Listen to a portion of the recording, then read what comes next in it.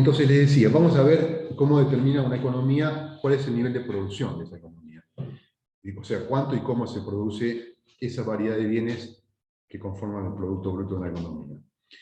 Y van a ver que entender ese proceso de producción nos va a permitir entender un concepto muy importante en economía, en la teoría económica de la producción, que es el concepto de función-producción. Mira, si te lo tuviera que contar en palabras mías, te diría, la función-producción es como una receta de cocina. Es decir, tenés los ingredientes y tenés el cómo hacerlo.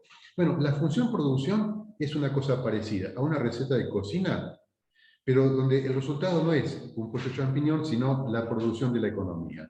Entonces es cómo combinar un conjunto de cosas, de qué manera combinar un conjunto de cosas para obtener un conjunto de bienes. ¿Qué son esas cosas que combinás? Bueno, hablando genéricamente, capital y trabajo. ¿Cómo usamos en economía ese concepto, ese modelo de la función-producción que nos permite sintetizar ese proceso por el cual transformamos insumos, materias primas, capital, trabajo, en un cierto nivel de producto de la economía? ¿Por qué es importante ese concepto de función-producción? A ver, en principio, por dos razones básicas. Primero, porque nos va a permitir entender esta teoría de la producción. Segundo, porque esta teoría de la producción me va a permitir desprender de ella una idea muy importante en economía, que es la demanda de trabajo. Y además porque la función producción me va a servir más adelante en la materia para explicarte a vos algunas ideas relativas al crecimiento económico, es decir, al cambio en la frontera de posibilidades de producción de la economía. Y una vez que veamos eso, que veamos la función producción y que veamos la demanda de trabajo, yo te voy a presentar una teoría parecida a esa, pero relativa a la conducta de los hogares, no de las empresas. Acuérdate que la economía son los hogares, las empresas, el gobierno, bueno, después el resto del mundo, pero por ahora voy a suponer que el resto del mundo no intercambia con nosotros. Pero eso me va a permitir agregarle cierta simplicidad al tema, al asunto. Entonces digo, voy a presentarte una teoría parecida a la teoría de la producción de las empresas, relativa a cómo asignan el tiempo los hogares. De esa manera yo voy a poder desprender de esas ideas una teoría de la oferta de trabajo. O sea, no es que ofrecen trabajo, ofrecen servicios laborales. A eso se llama oferta de trabajo. Y finalmente, juntando todas estas piezas de la demanda de trabajo y la oferta de trabajo, vamos a ver el equilibrio en el mercado de trabajo y un concepto súper importante en economía, que es el nivel de empleo, de equilibrio, o el nivel de empleo de pleno empleo. Y finalmente, si tengo tiempo, una vez que termine de explicarles cómo determina una economía el nivel de producción, de equilibrio, de pleno empleo, voy a tratar de contarles un breve argumento sobre el lado de la demanda de la economía, porque por ahora te estoy contando cómo se decide cuánto se va a producir, y después te tengo que contar quién compra la producción, si lo compran los hogares, o si lo compran las empresas, si lo compra el sector público. Esa es una teoría del gasto de la economía. Y finalmente, si logro terminar eso hoy, vamos a tener nuestro primer modelo de equilibrio macroeconómico, como una identidad entre la producción y el gasto, no visto desde el punto de vista contable, sino visto desde el punto de vista de la conducta de los agentes. ¿Sí? Tratando de incorporar en mi argumento hipótesis sobre la conducta de los agentes, sobre la conducta de las empresas, sobre la conducta de los consumidores, sobre la conducta de las empresas que demandan bienes de capital para invertir, etcétera, etcétera. Ok, vamos a empezar por el principio. Imaginemos una empresa, esto está sacado del libro que vos lees, el libro de macroeconomía de Bernanke y Frank, que tiene una función producción que me explica la manera en que esa empresa, supongamos que esa empresa produce ordenadores, o sea, computadoras portátiles, y por lo tanto utiliza una cierta cantidad de capital, máquinas que usa para ensamblar las computadoras, fuerza de trabajo, trabajadores que operan esas máquinas, y ciertos conocimientos que tenemos, que tiene la empresa, que tienen los trabajadores, que tienen los gerentes, los supervisores, para transformar los insumos, microprocesadores, circuitos integrados, las tabletas madre, las placas madre, etcétera, etcétera, en microprocesadores. A ver, déjame llamar a la capacidad que tiene esa unidad económica para transformar una cierta cantidad de capital y una cierta cantidad de trabajo en un cierto nivel de producción, la productividad de esa empresa. O sea, suponete que esa empresa tiene 3 máquinas para ensamblar computadoras y tiene 3 trabajadores. La cantidad de computadoras que podés lograr, que podés producir, depende de esa cantidad de factores, pero también de un factor que se llama el factor de productividad. Esta letra A, mirá. Esta letra A. Eso sería, a ver, un factor que determina la producción de esa empresa y que no es ni la cantidad de capital ni la cantidad de trabajo. O sea, no es ni la maquinaria que dispone ni la cantidad de empleo que ha contratado. Es el estado de conocimiento que tiene esa empresa, su eficiencia, si quieres llamarlo así, productiva. Llamamos a eso parámetro A de productividad. Bueno, eso fíjate que está multiplicando este término, que es una función. ¿Qué es una función? Bueno, una función es a ver, como una máquina que te dice, mira, si vos metés este ingrediente acá, o como una receta, si vos metés este ingrediente acá, sale esto. Entonces, ¿qué sale de esa función este? Sale que si vos tenés cierta cantidad de capital K y cierta cantidad de trabajo N, hay un resultado que, multiplicado por esa constante de productividad, te da la cantidad de computadoras que produce esa empresa.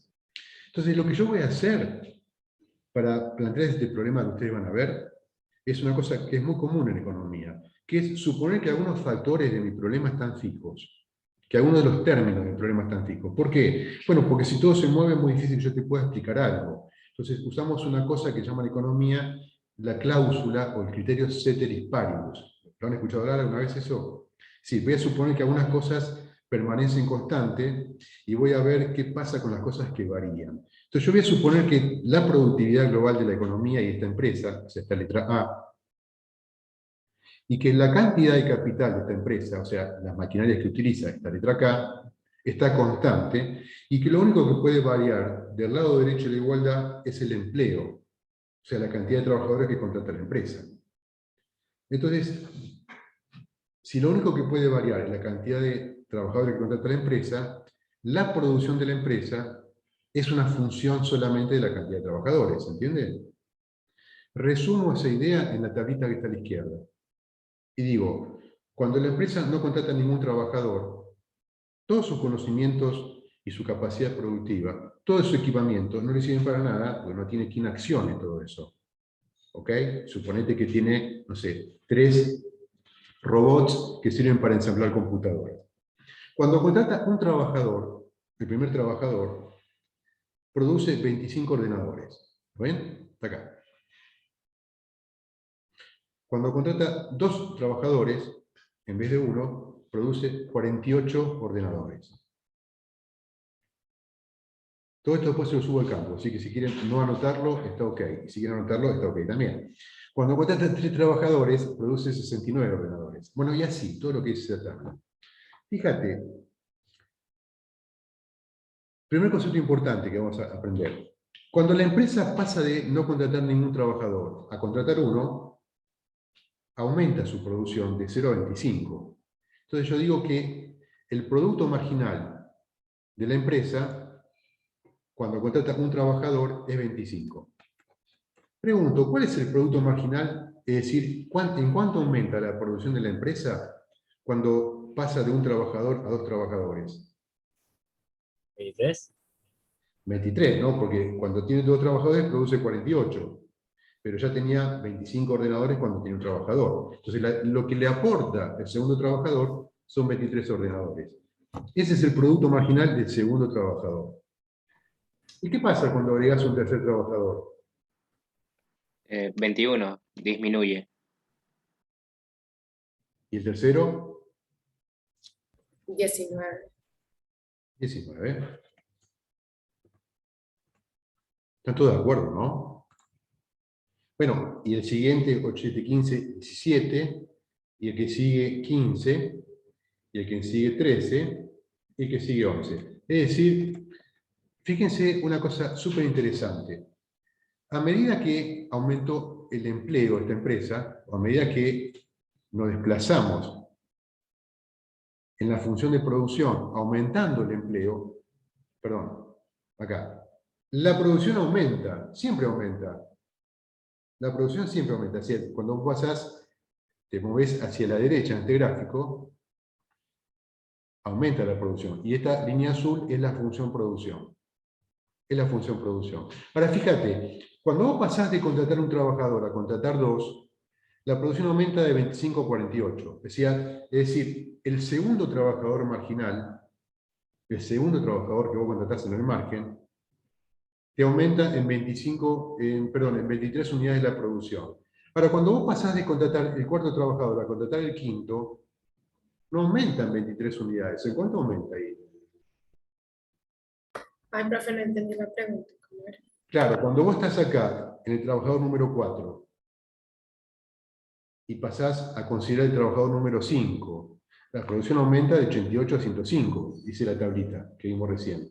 ¿En cuánto aumenta la producción del trabajador número 5 respecto del número 4? 17. 17. Es decir, a medida que vos agregás un trabajador adicional, al que llamamos el trabajador marginal, que quiere decir eso, no quiere decir otra cosa. Marginal quiere decir en el margen. A medida que vos agregás un trabajador adicional, que llamamos trabajador marginal, la producción aumenta, pero aumenta cada vez menos. Ese concepto en economía es muy importante y se conoce con el nombre de productividad marginal decreciente. Productividad marginal decreciente. ¿Por qué? Porque a medida que aumentás el factor trabajo, N, la producción aumenta, pero aumenta cada vez menos, ¿lo ven? O sea, la curva se va haciendo cada vez más plana hacia la derecha. ¿Lo ven? O sea, se achica el margen entre las Claro, producciones. cada trabajador le aporta un nivel de producción, pero cada vez le aportan menos. El primer trabajador es muy productivo, el segundo es bastante productivo, pero un poco menos, el tercero es bastante productivo, pero un poco menos, y así hasta que el número 8 es relativamente mucho menos productivo que el trabajador número 1. Fíjate que el producto marginal del trabajador número 8 es 11. Es decir, el trabajador número 11 le aporta a la empresa 11 ordenadores. El trabajador número 1 le aportaba a la empresa 25 ordenadores. Pregunto, ¿por qué creen que pasa eso? Conjeturas que tiene, ideas. Profe, yo que fui a la clase de la mañana, tomo lo que dijo un compañero, no lo digo yo, algo con lo del capital, como que si se mantiene el mismo capital y aumenta la cantidad de trabajadores, como que la productividad por eso disminuye. Bien, bien. Lo que está pasando, como dijo Joaquina, es que vos, en el ejercicio que estamos haciendo, le permitimos a la empresa que varíe la cantidad de trabajo, la cantidad de trabajadores, pero no le permitimos que varíe la cantidad de capital. ¿Se acuerdan que yo le dije? El ejercicio es permitirle variar un factor manteniendo los demás constantes. Los demás son la cantidad de capital, K, y la productividad general, o sea, el estado de conocimiento de la empresa. Entonces, lo que está pasando es que tu factor limitante, que es el capital, es lo que genera los rendimientos decrecientes en el factor variable. Si yo hubiera hecho al revés, hubiera permitido cambiar la cantidad de capital manteniendo fijo la cantidad de trabajadores, también hubiera tenido el mismo fenómeno, y lo que veríamos sería el rendimiento marginal decreciente del factor variable, que en ese caso sería el capital. En este caso hablamos del trabajo, porque es el factor que estamos analizando. Entonces, primera idea, el producto marginal del trabajo, está escrito acá abajo en amarillo, es la producción del trabajador número N, una vez que le restás la producción de la empresa hasta el trabajador anterior. Por ejemplo, si estoy analizando el trabajador número 4, el producto marginal de trabajo de N igual a 4 es igual al producto de la empresa cuando contrata 4 trabajadores, menos el producto de la empresa cuando contrata 3 trabajadores, o sea, 4 menos 1.